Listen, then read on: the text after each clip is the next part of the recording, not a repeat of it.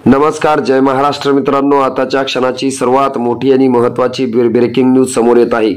छगन भुजबळ भाजपच्या वाटेवर काय आहे सविस्तर अपडेट मित्रांनो जाणून घेऊया।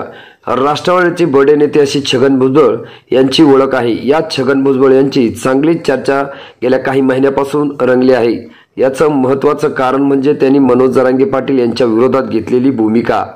ओबीसीच्या आरक्षणातून मराठ्यांना आरक्षण देऊ नका, त्यांना वेगळं आरक्षण द्या अशी भूमिका छगन भुजबळ यांनी सातत्याने घेतली आहे। तसंच मनोज जरांगे पाटील यांनी जेव्हा आरक्षण मिळवण्याचा दावा केला तेव्हा त्यावरही त्यांनी आक्षेप घेतला।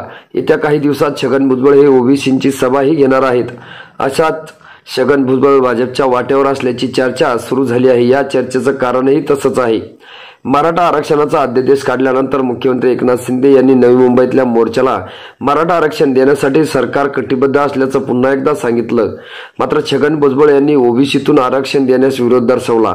मराठा आरक्षणावरून छगन भुजबळ हे मंत्रिपदाचा राजीनामा देऊ शकतात अशी ही चर्चा सुरू आहे। अशात शिवसेना आमदार संजय गायकवाड आणि संजय शिरसाट या दोन्ही नेत्यांनी मंत्रिमंडळातून छगन भुजबळ यांची हकालपट्टी करावी अशी मागणी केली होती। यानंतर दुसऱ्याच दिवशी छगन भुजबळ भाजपच्या वाटेवर असल्याची चर्चा सुरू झाली। याचं महत्त्वाचं कारण आहे अंजली दमानिया यांनी केलेली पोस्ट।